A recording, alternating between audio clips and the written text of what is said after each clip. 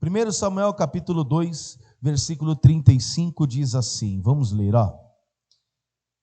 É Deus falando: e eu suscitarei para mim um sacerdote fiel, que procederá segundo o meu coração e a minha alma.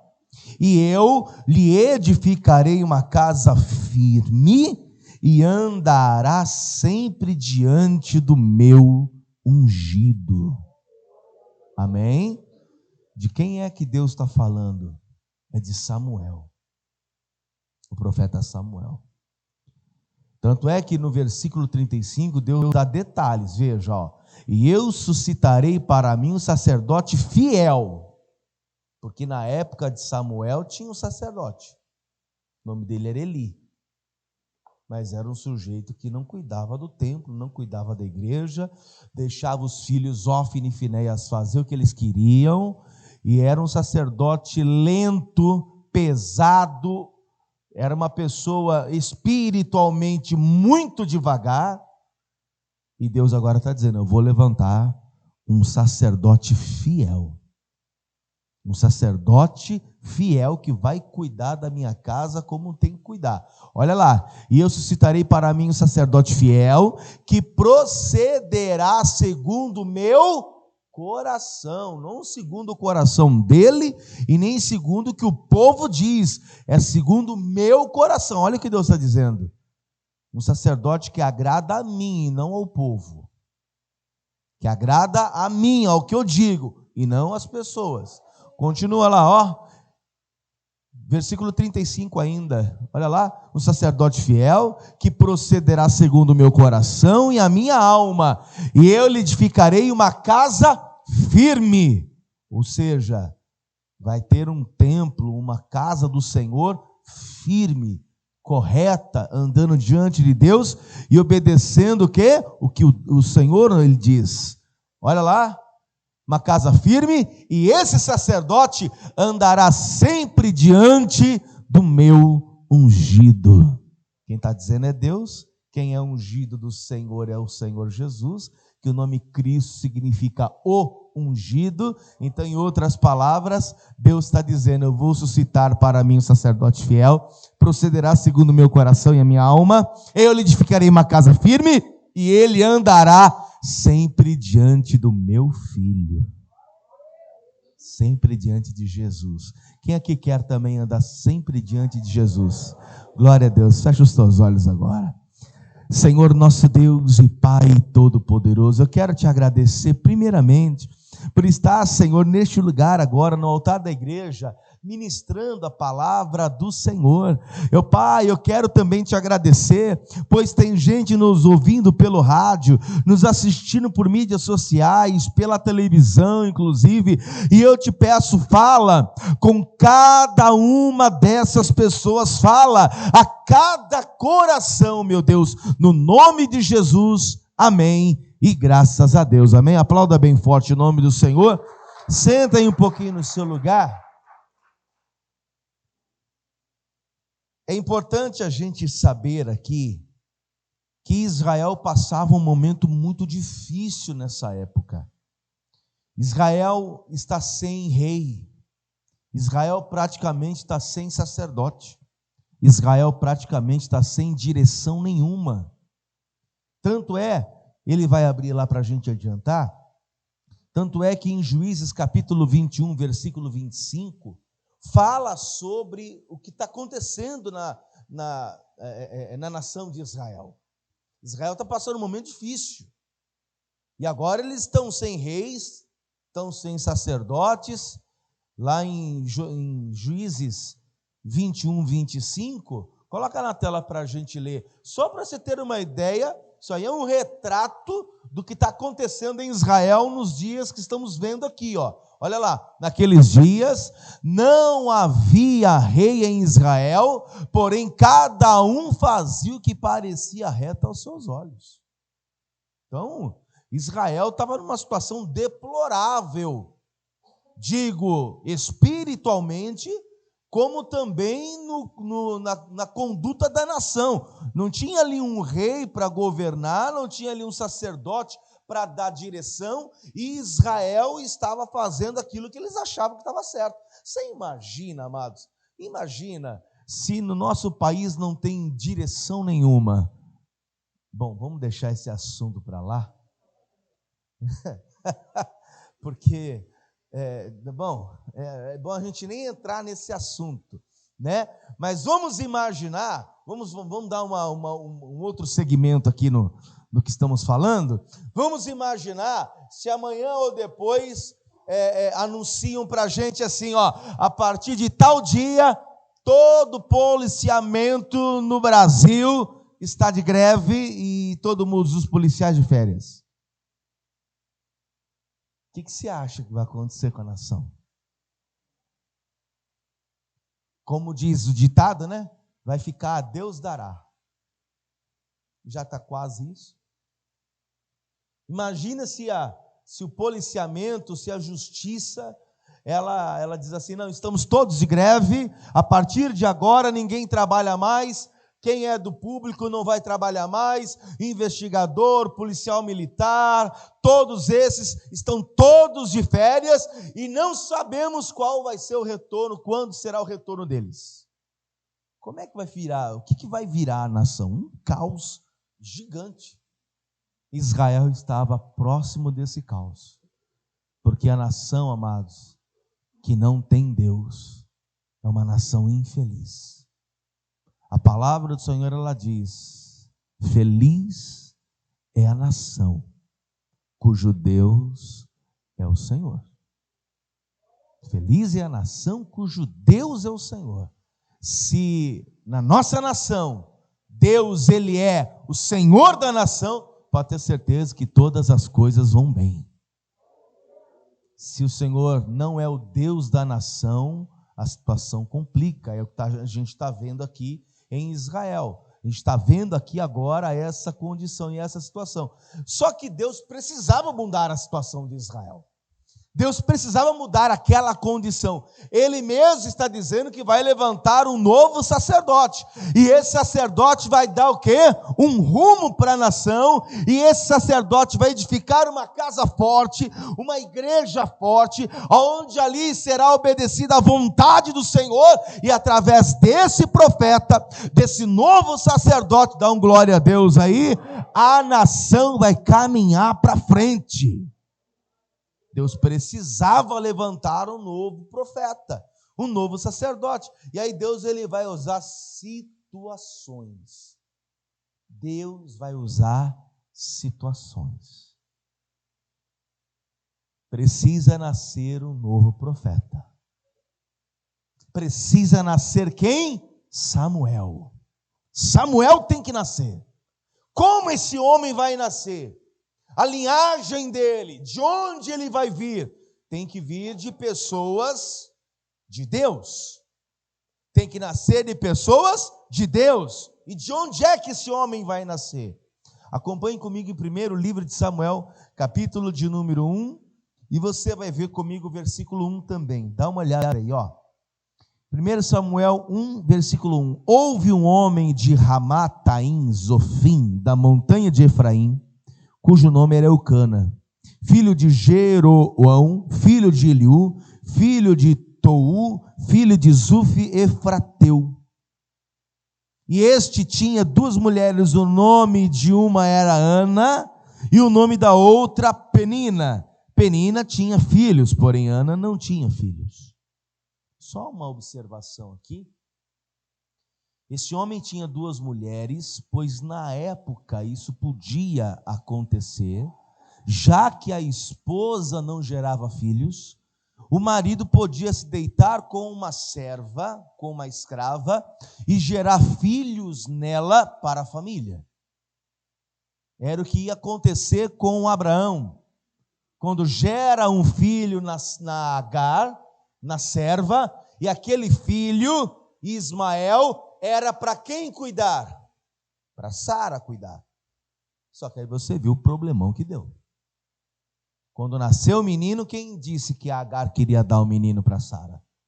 E aí teve o problemão, aquele problema todo, até que Sara diz: ou ela ou eu, manda ela embora. E aí mandou a Agar embora com o menino. Alô, tem alguém vivo aí? Deu o maior problema.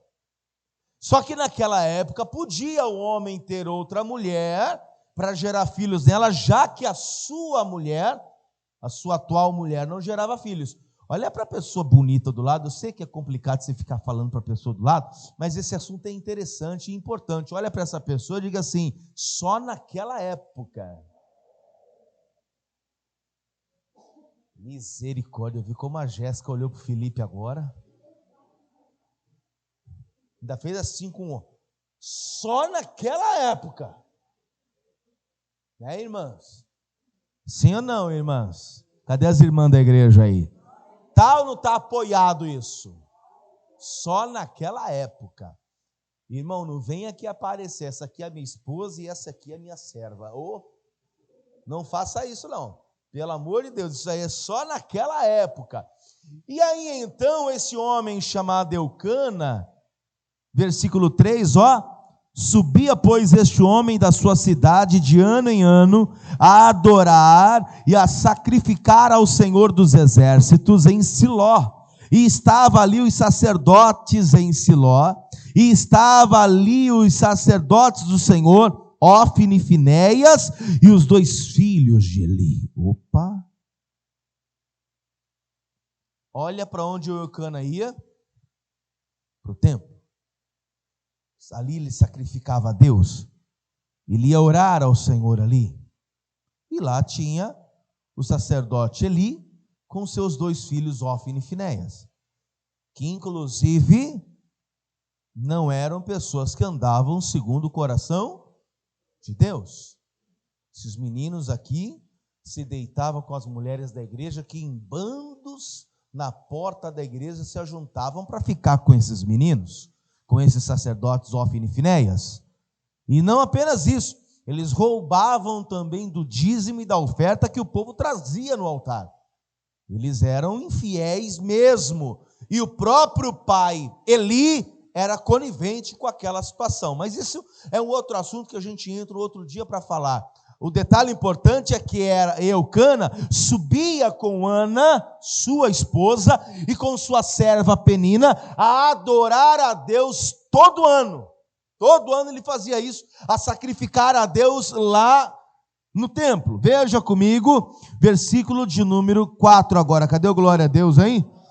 E sucedeu que no dia em que Eucana sacrificava, dava a ele porções do sacrifício a Penina, sua mulher, e a todos os seus filhos e todas as suas filhas. Porém, a Ana dava uma parte excelente, porquanto ele amava a Ana.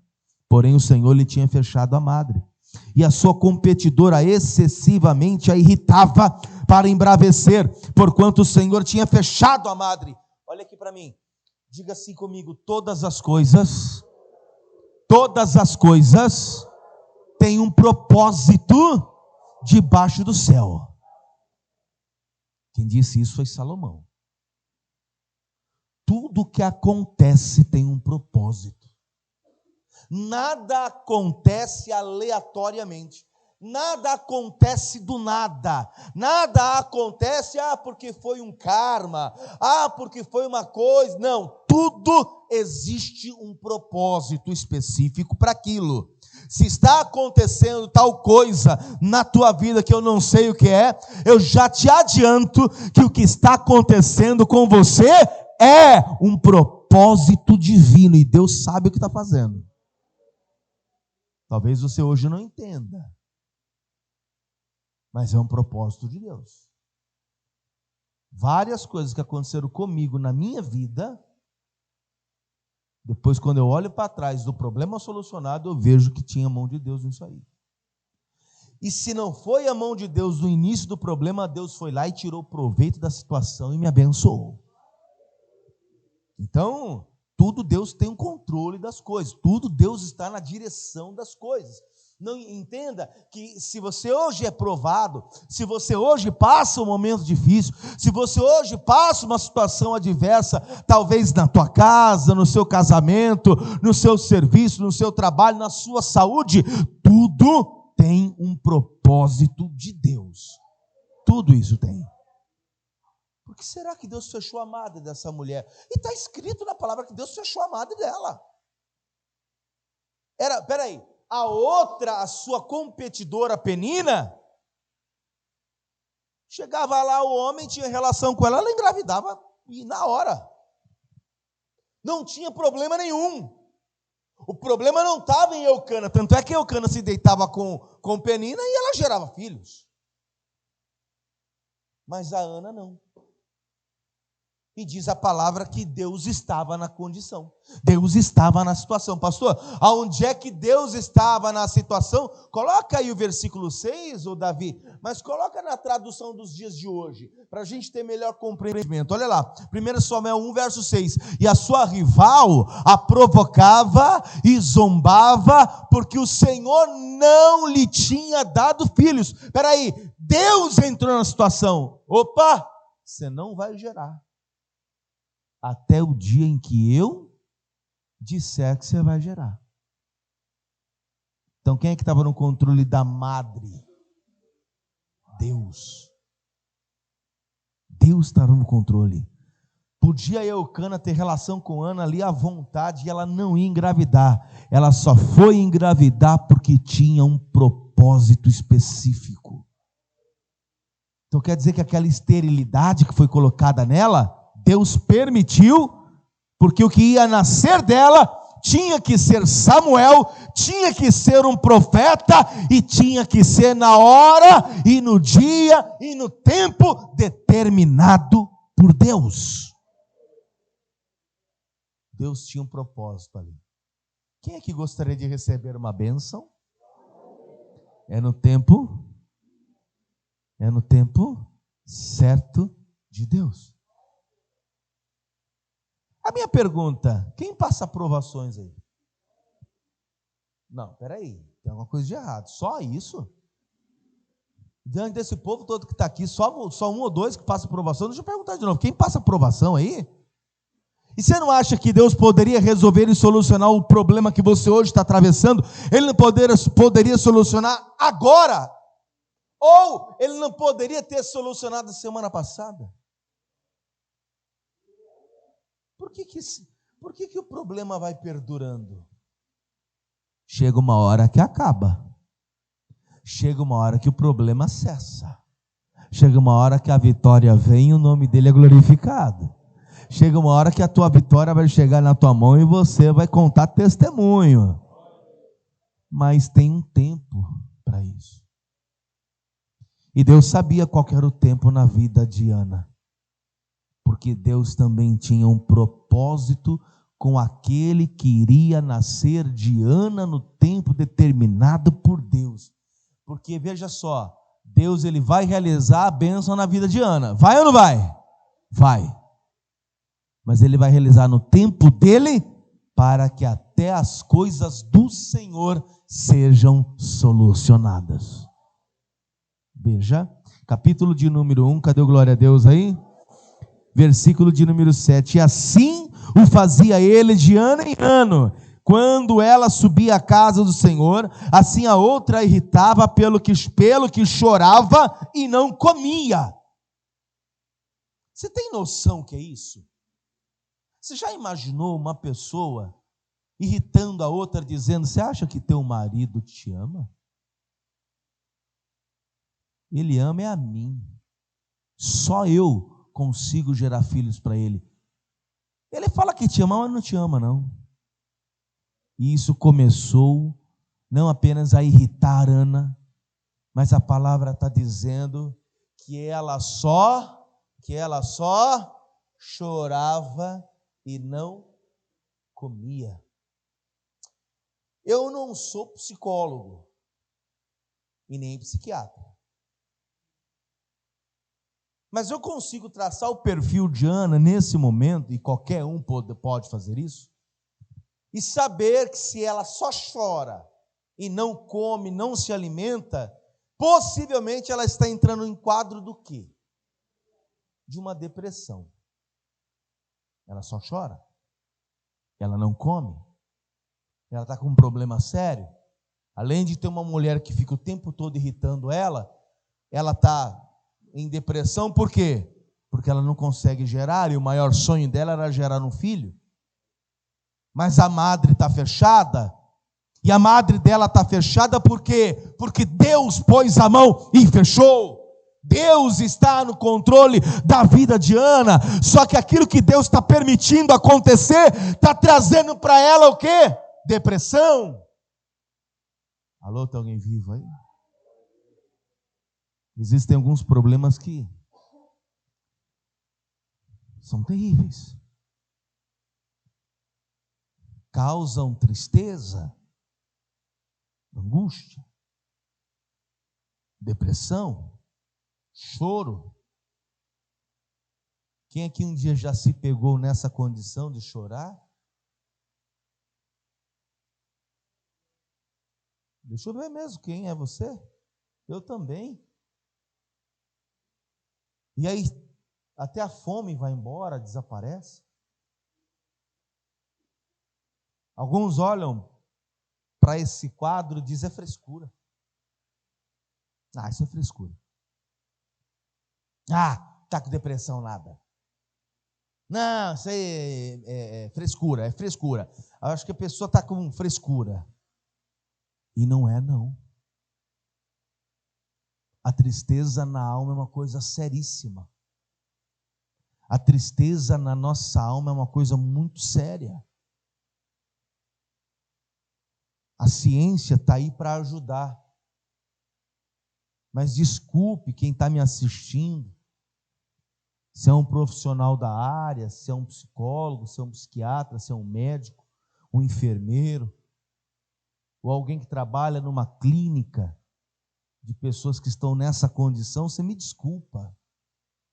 Eu não estou dizendo aqui que a medicação não tem efeito ou que o médico não tem poder para solucionar. Eu não estou dizendo isso. O que eu estou dizendo é que quando o problema é na alma, o médico não consegue resolver. Quando o problema é no corpo, o médico consegue resolver. Quando o problema está no sangue, quando o problema está na carne, quando o problema está no órgão, quando o problema é no pulmão, é no coração, quando o problema é no estômago, o gastro vai lá e solicita um exame, uma medicação. Quando é no coração, o cardiologista pede alguns exames para se fazer. A pressão está alta, toma um remédio, um medicamento. A glicose também alterou, vai lá e toma uma medicação. Ok, resolve. Mas quando é na alma, o diazepam não resolve, o Rivotril não resolve. Quando é na alma, é só o Espírito de Deus para resolver isso aí. É só Deus para resolver isso. Eu quero ver qual profissional que prova para mim que a depressão tem cura pela medicina. Me prova. E olha que eu estou falando com milhares de pessoas agora. Eu quero que um profissional me cure, um profissional da saúde, alguém entendido. Prova para mim que a depressão, o problema na alma, prova para mim que a medicina cura. Não cura. Não cura isso.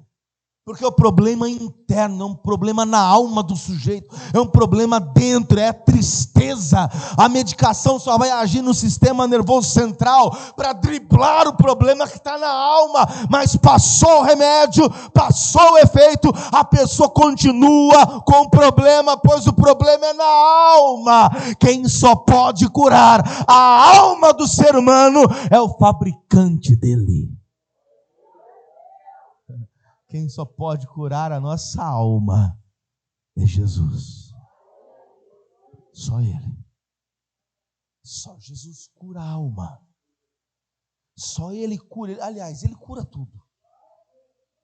Ele cura tudo. Ele cura a alma, Ele cura o sangue, Ele cura a AIDS, Ele cura tudo. O câncer, Ele cura tudo. A medicina está aí para ajudar e a gente sabe disso. Tem medicamentos que ajudam no corpo, mas na alma não. O remédio que é usado dá um drible na situação e dá um sossega-leão no sujeito. Só. O problema tem cura, e o nome da cura é Jesus. Estamos vendo agora na vida de Ana um quadro de depressão. Só que mesmo ela nessa condição, ela poderia falar para o Eucana, olha para mim aqui, ela poderia falar para o Eucana, para o marido dela, porque de ano em ano ela subia para adorar a Deus, sim ou não? De ano em ano o Eucana ia lá e sacrificava ao Senhor, de ano em ano. Ela poderia dizer assim: meu marido, você sabe que eu não estou bem, você sabe que eu estou passando um momento difícil, pois Deus não me dá filhos, aquela mulher ali fica o tempo todo me irritando, eu caí numa depressão profunda, numa tristeza, numa angústia, e eu não tenho nem cabeça, eu não tenho nem psicológico para poder ir adorar a Deus, não, eu vou ficar em casa. Você vai lá, se adora a Deus, leva a Deus o seu sacrifício, suas ofertas, a sua fidelidade, você adora a Deus, inclusive quando você chegar diante do altar, você ora por mim, para ver se Deus tem a misericórdia da minha vida. Podia até o marido olhar e falar assim: era para ela ir comigo, mas tudo bem, ela está numa situação difícil. Só que a Ana, amados, embora estivesse com depressão, chorando, não se alimentava, ela tinha algo com Deus. E quem tem algo com Deus, não deixa o altar. Quem tem um contato com Deus, não deixa a igreja. Não deixa de congregar, independente de qual seja a situação. Porque entenda, essa mulher todos os anos ela ia até o templo, todos os anos ela caminhava e ela ia até lá, e o trajeto era longo. Só que a palavra vai dizer aqui, no versículo de número 9, olha lá, ó. Aliás, versículo de número 7 ainda, ó. E assim o fazia ele de ano em ano, quando subia à casa do Senhor, e assim a outra irritava, pelo que chorava e não comia. Então Eucana, o seu marido, lhe disse, vendo essa situação, ele disse: Ana, por que choras? E por que não comes? E por que está mal o teu coração? Não te sou eu melhor do que 10 filhos? Te dou de tudo. Você está chorando por quê? É porque a esterilidade não é nele, né? É porque a esterilidade não é nele. É porque o problema não é nele. Ele tem filhos com a outra. E para ele está tudo bem. Ele teve a oportunidade de ter filhos com a outra mulher. É que o problema não é nele. E quando o problema não é em nós, olhamos para o problema alheio, a gente diz que por que está assim? Mas por que está chorando? Para que isso aí? É porque o problema não é em você. A gente acha frescura quando é nos outros. Mas quando dói em você, aí eu quero ver. Quando dói na gente, aí eu quero ver. Olhar para o outro e falar assim: mas por quê? Para que isso aí? Não, não é para tanto também não. Espera aí, não te sou eu melhor que 10 filhos, Ana? O sujeito, o sonho dela é ser mãe. Se a esterilidade estivesse em você, aí eu queria ver o que você ia falar. Podia aparecer um montão de mulher fértil para poder gerar e você não poder fazer filhos nela. Aí eu queria ver. Como é que você ia ver? Como é que você ia ficar o teu estado? Diga bem forte assim: eu preciso. Mas está muito fraco. Vamos lá, eu preciso ter mais sensibilidade. Quando os problemas acontecem na vida do outro, é muito fácil apontar, irmão.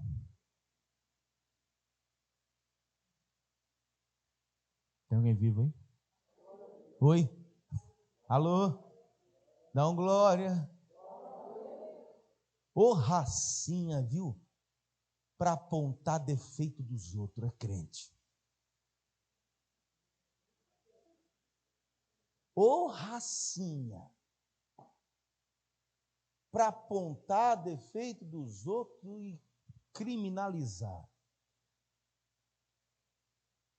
Você não erra, não? Eu acho que não.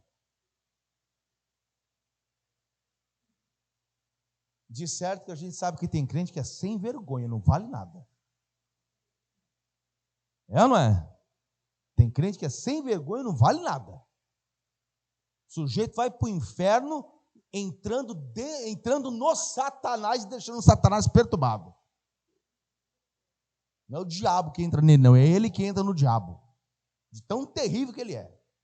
Isso aí a gente sabe. E para esses aí a gente já sabe o que reserva. Para esses aí a gente já sabe que ele já está condenado. Agora, a gente sabe também que existem cristãos que estão ali na presença de Deus, mas ninguém é perfeito. E não apenas com os cristãos, mas tem crente condenando o ímpio. Ó, você vai para o inferno mesmo. Aí a pessoa, por quê? Você está com bebida, você está bebendo, você se droga, e você vai para o inferno, você tem que ir para o inferno mesmo, você está condenado. Espera aí. Se tal pessoa tropeça tanto, é porque está cega. E se está cega, tem que enxergar. E a gente só passa a enxergar o que é espiritual quando as escamas caem dos olhos. E as escamas caem dos olhos quando você tem Jesus como teu Salvador. Porque se você olhar um pouquinho para o teu passado, você era alguém que tropeçava muito também. Quem aqui quando era do mundão? Quem era do mundo aí? Quem era do mundão? Quem fazia algumas coisinhas meio atrapalhadas? Pois é. E aí você, depois que conheceu Jesus, teve o conhecimento da verdade, você olhou para trás e você viu que fazia tudo aquilo que fazia porque era cego espiritualmente. E tal pessoa está agindo lá fora no mundo dessa maneira porque está cego espiritualmente. Nós temos que ganhá-lo para Jesus, ao invés de apontá-lo, condená-lo. Temos que ganhá-lo para Jesus. Mas você sabe muito bem o que eu estou dizendo. A gente tem que olhar para dentro da gente. E antes de apontar para o outro, vamos olhar para nós. Não é isso? Tira a trave do olho, né? Não é isso que Jesus fala? É.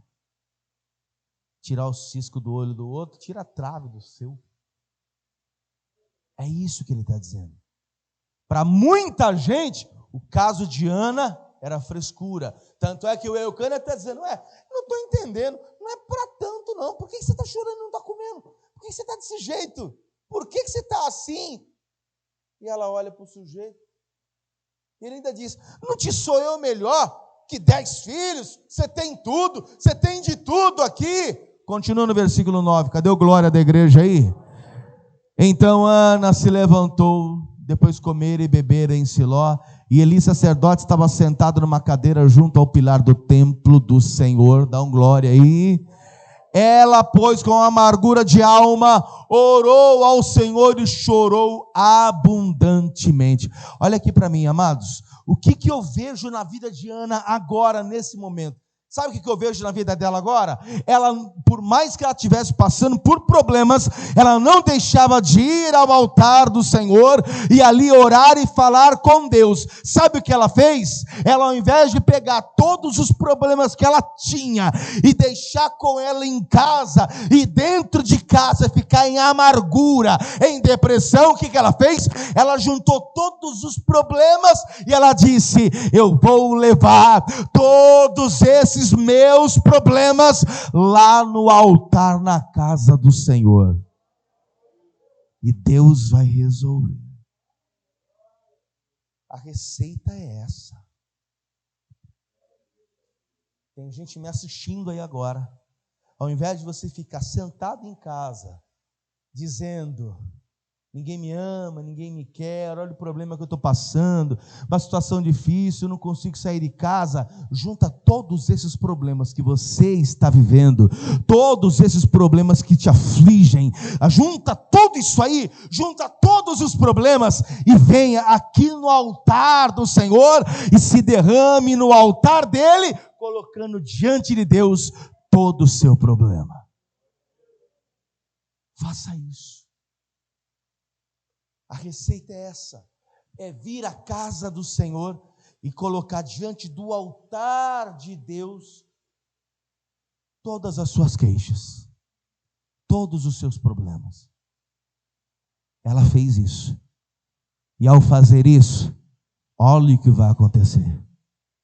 Versículo de número 11, olha lá.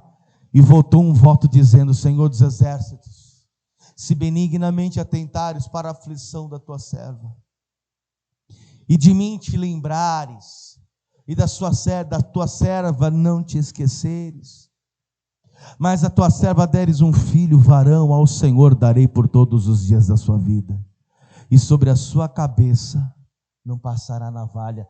O que ela está dizendo? Senhor, ele vai ser um escolhido e um nazireu, ele vai ser consagrado. É só ele desmamar, eu vou levar ele para a igreja. Ele vai ser cuidado na igreja. Ele vai ser um profeta. Ele vai ser um sacerdote. Eu estou dizendo para o Senhor me dar um filho, mas após eu desmamar ele, eu te devolvo. Após o Senhor vai me dar, eu vou ter o prazer de gerar, de amamentá-lo, e assim que eu amamentar ele, eu te devolvo ele, Senhor. Eu te dou ele de volta. E ela fez um voto a Deus. Posso abrir um parênteses aqui? Se a nossa igreja não fosse bíblica, você estava agora arrumado, hein?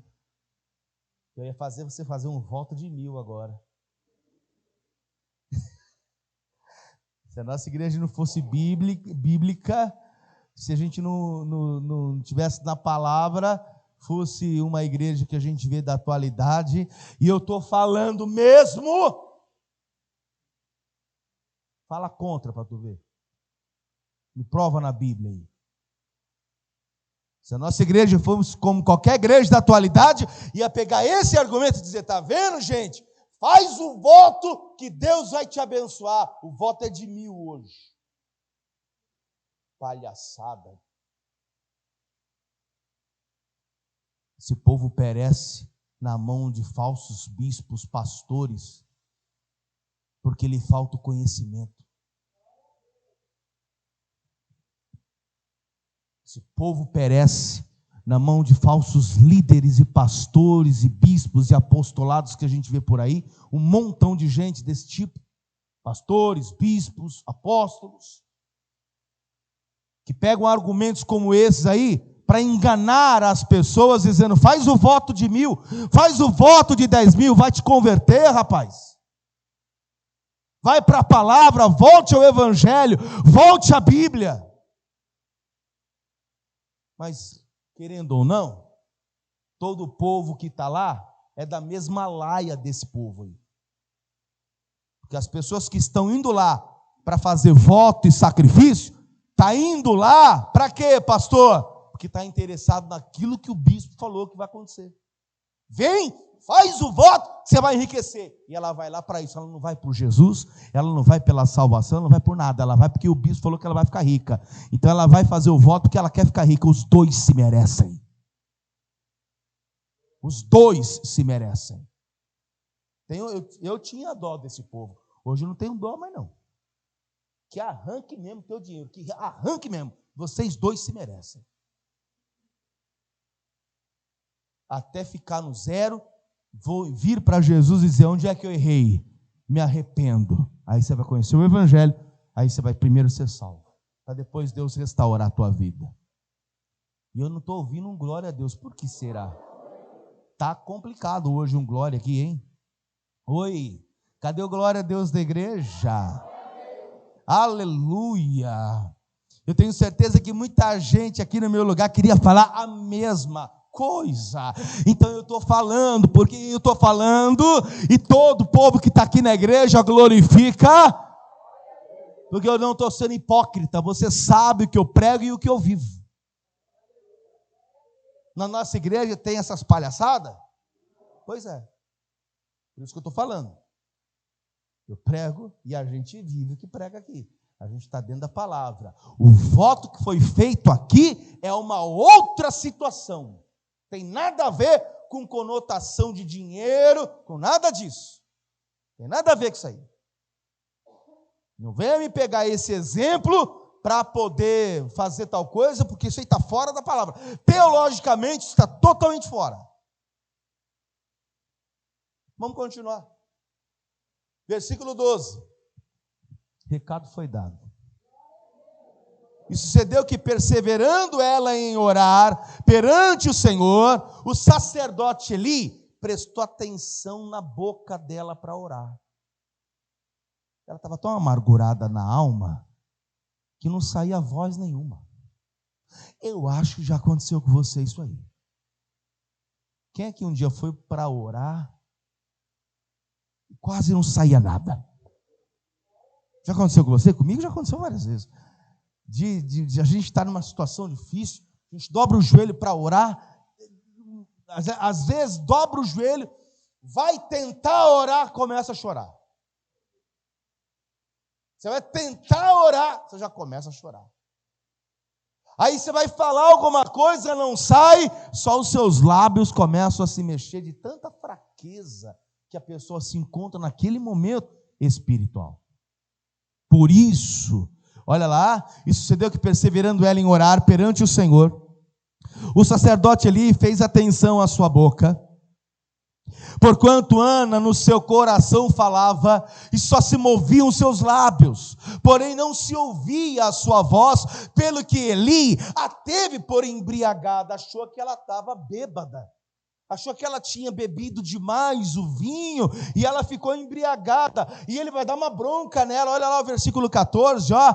Olha o que diz: e disse o sacerdote: até quando estará tu embriagada? Aparta-te do teu vinho, para de beber. Versículo 15, olha lá. Porém Ana respondeu e disse: não, Senhor meu, eu sou uma mulher atribulada de espírito, nem vinho nem bebida forte tenho bebido, porém tenho derramado a minha alma perante o Senhor. Não é bebida não, eu não estou embriagada. Você está me vendo nessa condição porque eu estou atribulada de espírito, eu estou com um problema sério, e o problema é na minha alma. Eu estou me derramando aqui no altar do templo, aqui no altar da casa do Senhor, derramando a minha alma e colocando os meus problemas diante de Deus. Olha lá o que vai acontecer agora. Não tenhas, pois, a tua serva como maldita ou filha de Belial, porque da multidão dos meus cuidados e do meu desgosto tenho falado até agora. Respondeu Eli e disse: vai em paz, e o Deus de Israel te conceda a tua petição que lhe pediste. Eu não sei se você crê ou não, mas eu vou falar. Vá em paz, e que o Senhor te conceda a petição que pediste. E eu não sei o que você pediu. Na verdade, coração é terra que ninguém pisa, só Deus sabe. De repente, no teu íntimo, você veio no caminho falando com Deus. No teu íntimo, você veio dizendo: Senhor, fala comigo. Deus fala comigo. Senhor, me ajuda em tal coisa. De repente você veio no caminho aí falando com Deus, dizendo: eu estou fraco, eu estou debilitado espiritualmente, só o Senhor para me ajudar. E Deus agora está te dizendo: porque você veio diante do meu altar, porque você veio derramar a sua alma perante mim, vai em paz, e o Senhor te conceda a petição que lhe pediste. Você toma posse disso? Só que agora o posicionamento é outro. Agora, o posicionamento tem que ser outro. Pastor, como assim? Não vem uma palavra de bênção para ela? Qual foi a palavra de bênção? Vai em paz, e Deus conceda para você a tua petição. Aí ela sai do templo como? Tá bom, Senhor, não sei não, misericórdia, acho que não vai dar não. Foi assim? Olha como ela sai. Põe o versículo 18, olha lá. E disse ela: ache a tua serva graça aos teus olhos. E assim a mulher se foi seu caminho e comeu. E o seu semblante já não era triste. Quando ela recebe a palavra, ela muda o posicionamento de imediato. Porque ela creu. E aí a gente nota na vida de Ana algo fenomenal, que é o quê? Fé. Que chama as coisas que não são como se já fossem, e traz a existência que não existe. O que ela foi orar, Deus foi o quê? Senhor, eu sou atribulada de coração, na angústia eu tenho clamado ao Senhor, dá uma olhada para a minha alma, olha como é que eu estou, mas Senhor, se o Senhor me der um filho, atentamente olhar para mim, Senhor, eu vou devolver ele ao Senhor. Meu Deus, me ouça. Aí usa a boca do sacerdote para dizer: vai em paz, e Deus conceda a petição que lhe pediste. A fé da mulher era tão grande que ela já viu dentro dela a bênção sendo gerada, e que Deus estava ouvindo a oração. Tanto é que ela disse: a partir de hoje o meu problema acabou. A partir de agora meu problema acabou. E ela já sai diferente. E dá uma olhada lá no versículo 19, ó. E levantaram-se de madrugada, adoraram perante o Senhor, voltaram e vieram à sua casa a Ramá. E Eucana conheceu a Ana, sua mulher, e o Senhor se lembrou dela. Olha aqui para mim. Só que tem uma coisa: quando ela se levanta e come, o semblante é diferente. Lembre-se que sempre quem ia adorar a Deus no templo era quem? Eucana, Ana e Penina. Quem era Penina? A competidora. E quando Ana se levanta da oração, porque recebeu ali da parte de Deus aquela bênção, ela se levanta diferente, e ela começa a comer ali diante do marido e diante da serva Penina, e a serva Penina olha para o semblante dela. Será que aconteceu? Será que houve? Ela está diferente. Ela está comendo. O semblante dela já não é mais triste. O que houve? O que aconteceu? Olha aqui para mim. O teu semblante não tem que ser triste. E eu vou te falar o porquê. Olha aqui para mim. Satanás nos conhece perfeitamente. E quando a gente consegue, diante da situação, colocar um semblante de paz. Quem passa por provação aí, deixa eu ver. Mas se você colocar no teu rosto um semblante de paz, o único que consegue sondar teu coração é Deus. Só Deus. Você pode estar com cara de paisagem, sorrindo.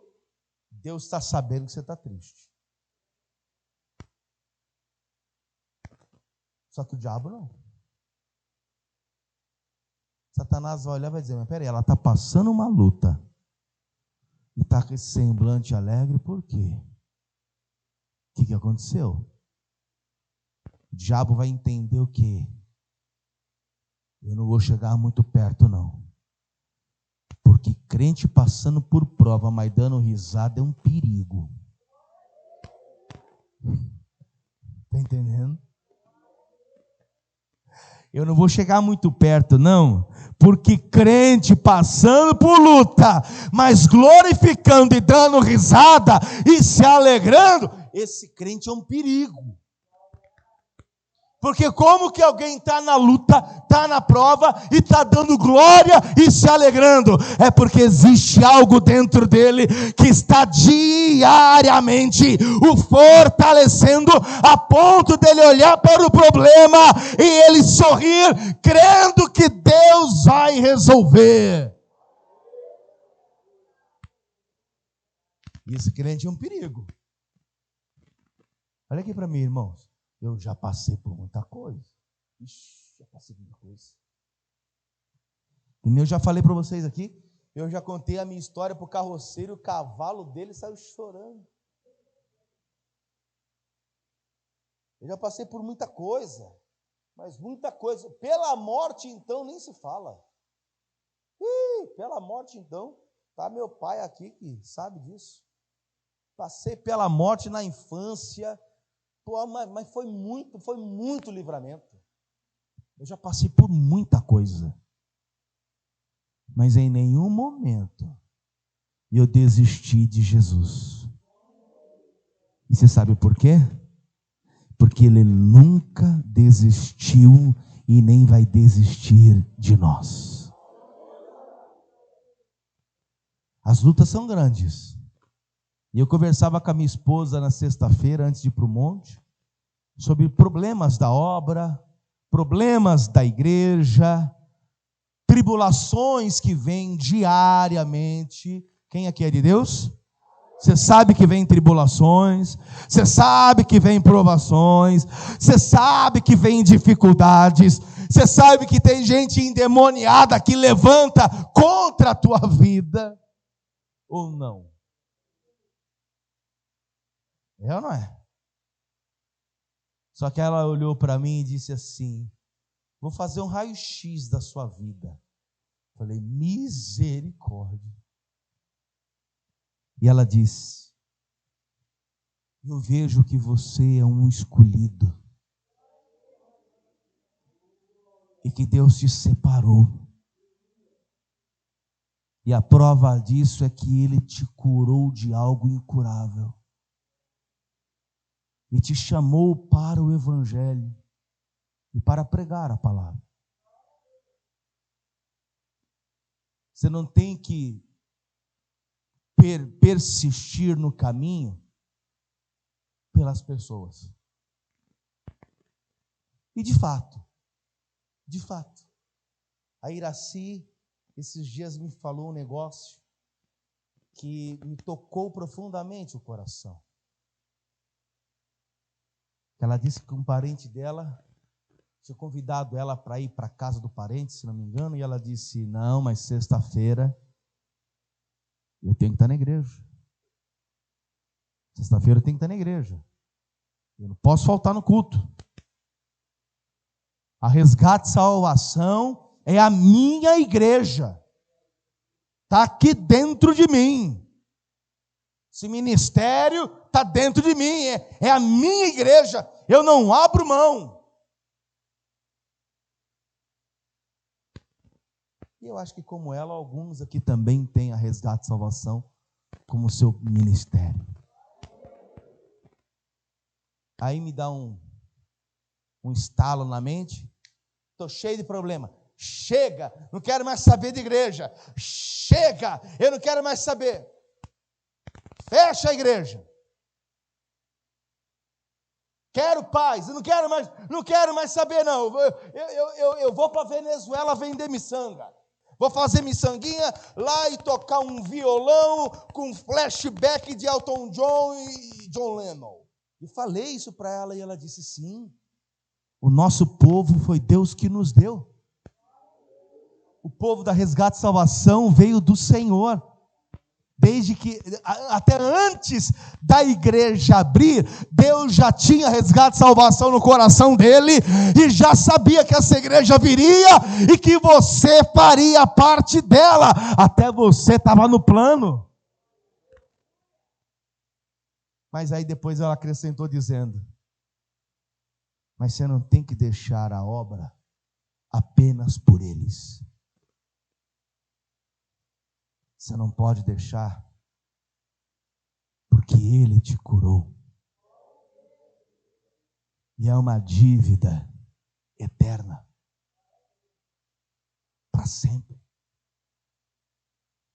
Então, independente de qual seja o motivo, ou luta, ou dificuldade, ou situações difíceis, ou problemas que avancem contra a gente, ou lutas que aparecem, ou problemas que não são solucionados, ou situações insolúveis, ou problemas que vêm contra a gente, é o inferno que levanta, é a saúde que está complicada, é problemas que vêm chegando. Primeiro eu te digo que Deus pode resolver qualquer problema desses, mas se Ele não resolver no tempo que nós queremos, porque tudo é no tempo do Senhor, permaneça firme, pois a dívida que nós temos é uma dívida de gratidão e é eterna. Permaneça na igreja, permaneça no altar, permaneça na presença, glorificando a Ele, pois no tempo oportuno Ele trará a bênção em nossas mãos. A Bíblia aqui está dizendo, eu vou encerrar já, que no momento em que eles vão para casa, Eucana conheceu Ana. E essa expressão é uma expressão bem delicada e cuidadosa de dizer que os dois tiveram relação sexual. A Bíblia, ela é bem, nas suas traduções, ela é bem branda.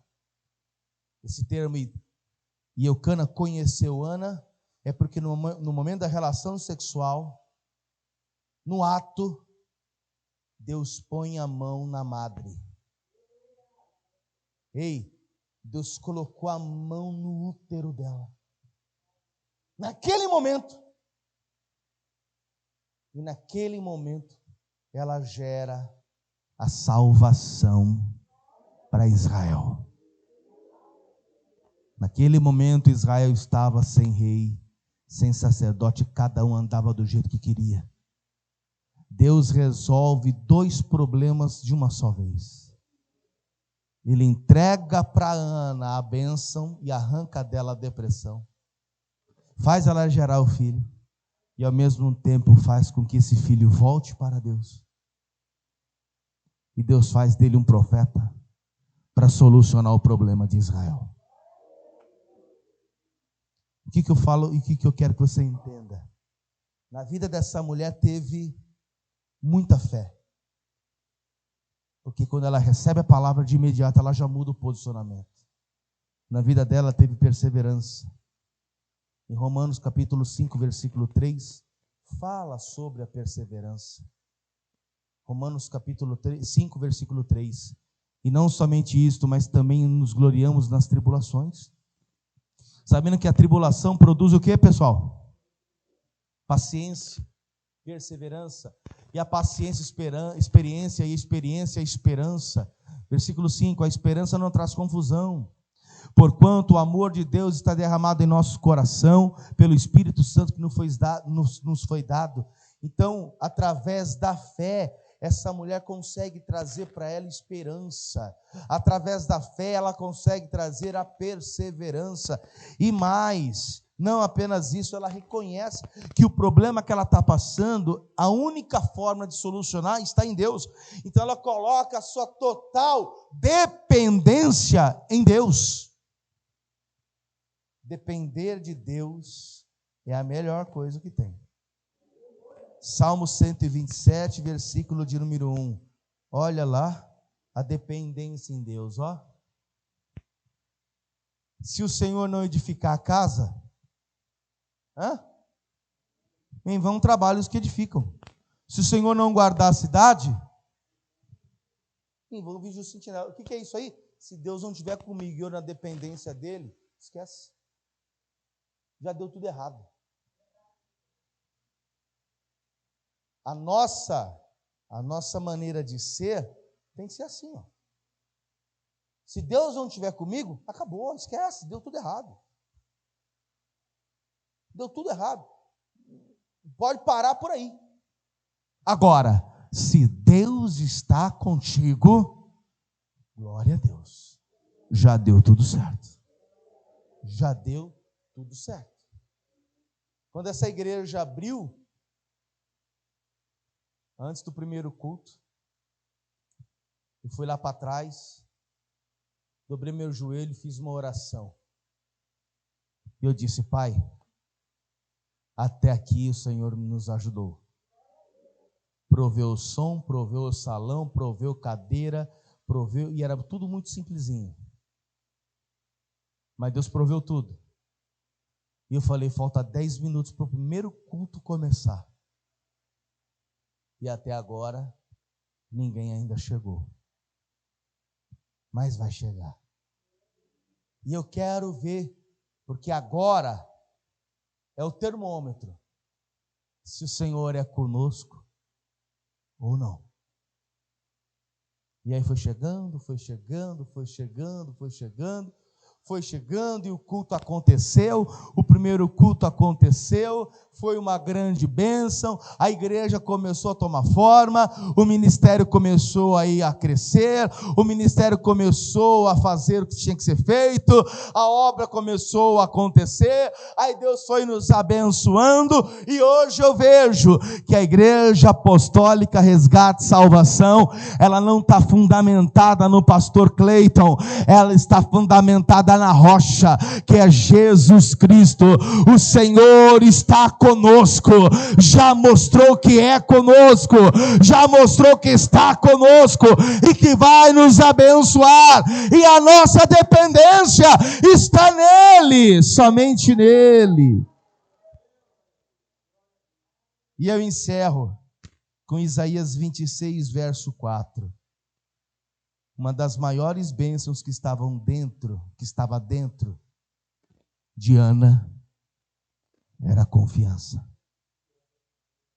Olha lá. Confiai no Senhor perpetuamente, porque o Senhor Deus é uma rocha eterna. Uma das maiores bênçãos que estava dentro de Ana era a fé e a confiança. O que Eli, o sacerdote do templo, disse a Ana, eu digo para você: vai em paz, e que o teu Deus te conceda a petição que pediste. Vamos ficar todos de pé. Vamos aplaudir o nome do Senhor.